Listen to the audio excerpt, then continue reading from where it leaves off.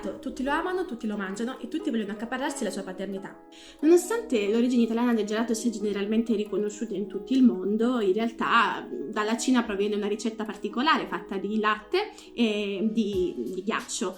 Sembra infatti molto simile a quella del gelato, per questo possiamo dire che l'antenato del gelato sia nato in Cina proprio nel 2000 a.C. e che era fatto appunto da latte, spezie e anche con riso molto cotto. In realtà però si dice anche che già in epoca Tang si potesse mangiare questa prelibatezza. A evidenza di ciò ci fu per esempio il ritrovamento di alcune celle frigorifere nel sito di Yongchun, e queste celle frigorifere potevano anche contenere 190 metri cubi di ghiaccio, e per questo appunto, assieme al fatto che nello stesso periodo alcuni ufficiali di corte furono appositamente designati per l'immagazzinaggio del ghiaccio, possiamo affermare che probabilmente si mangiasse anche dessert ghiacciati. Per esempio sappiamo anche che durante lo stesso periodo i ghiaccioli erano già ben prodotti e diffusi. E come si producevano? Si utilizzavano delle grandi ceste di ghiaccio e sale principalmente, perché il sale, probabilmente i cinesi furono i primi a scoprire che il sale abbassava la temperatura di fusione del ghiaccio, e poi quindi si utilizzavano degli strumenti più rudimentali, per esempio dei barattolini di latta con all'interno l'acqua e lo zucchero, e poi con dei bastoncini di legno che venivano inseriti in quest'acqua e questo zucchero, che appunto in seguito al congelamento diventavano dei veri e propri ghiaccioli.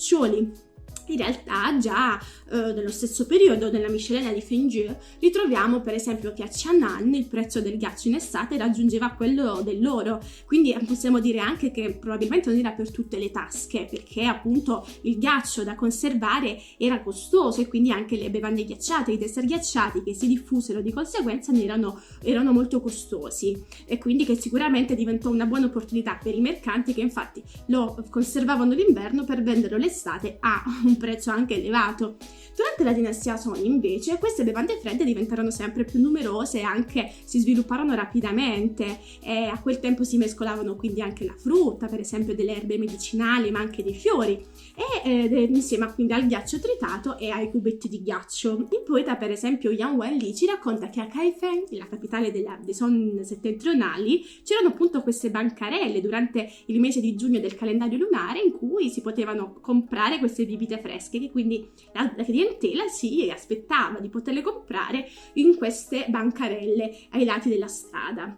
A quanto pare quindi possiamo affermare che ai cinesi piacesse molto bere queste bevande fresche, che se ne diffusero di diversi tipi, ma anche di diversi tipi di negozi che le vendevano. E per esempio tramite alcuni scritti possiamo anche sapere quali erano le più vendute, quelle che amavano di più i cinesi appunto. Per esempio parliamo dello shui pao duo shui oppure lo shui pao mei hua, che appunto sono due tipi. Per esempio il primo è quello della zuppa di fagioli ghiacciata, la seconda del vino di prugne ghiacciata. Insieme quindi a questa prosperità di bevande possiamo dire che un'epoca florida come quella dei Song vide anche la comparsa del primo frigorifero primitivo, ed era appunto uno strumento, una botte di legno a doppio strato con una base sotto, un coperchio sulla parte superiore e uno strato intermedio in cui appunto si inseriva il ghiaccio, ma era utile non solo quindi per frigorifero, quindi per trasportare quelle che erano la frutta e la verdura, ma poi per trasportare in sé anche il ghiaccio. Arriviamo finalmente quindi a quella che tutti considerano la testimonianza per eccellenza, che è quella appunto di Marco Polo. Sappiamo infatti che nel suo Milione scrisse che nell'Eldorado d'Oriente ai residenti piace mangiare il latte ghiacciato. Il cosiddetto gelato al latte era proprio quello dell'epoca Yuan, no? Ed è la leggenda che ci dice appunto che proprio lo stesso imperatore Yuan volle fortemente insegnare a Marco Polo questa ricetta, che però non era per tutti, anzi lui era molto geloso di questa ricetta, tant'è che appunto alcuni anni prima si diceva abbia proprio emanato un editto imperiale che negava e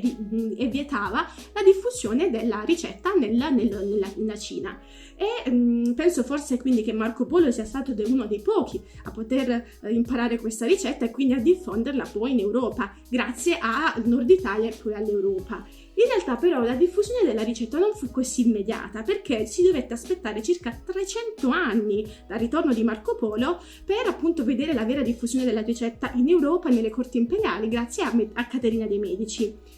Questo dimostra probabilmente proprio il fatto che Marco Polo, facendo ritorno in Italia, chiese alla corte imperiale di non diffondere, quindi di rispettare la richiesta dell'imperatore mongolo, e che quindi questo arricchisce anche l'importanza di questo alimento e della storia che lo lega con la Cina.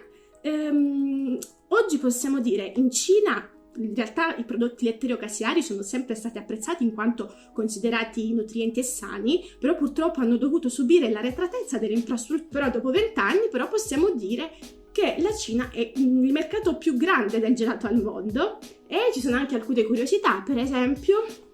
che nella Cina meridionale e quella orientale si mangia più gelato, invece quella nord-orientale se ne mangia di meno. O per esempio il consumatore è cambiata l'esigenza e oggi si afferma l'esigenza di mangiare cibi nutrienti e che quindi appunto il consumatore cinese preferisce comprare alimenti con pochi zuccheri e tante proteine. Per esempio mangiare un gelato vuol dire essere alla moda, questo grazie per esempio alla pubblicità dell'Haagen-Dazs che diceva appunto se l'ami portala a mangiare un Häagen-Dazs, quindi appunto questo ha sviluppato delle tendenze anche legate al gelato che lo hanno fatto diffondere, per esempio hanno portato alla creazione per esempio della gelato alla caramella White Rabbit, che è una delle caramelle forse più amate dai cinesi, e quindi l'azienda produttrice della caramella, unendosi con un'azienda di cioccolatteria belga, hanno creato questo gelato diventato iconico in Cina e amatissimo. Insomma, il gelato unisce tutti e mette tutti d'accordo,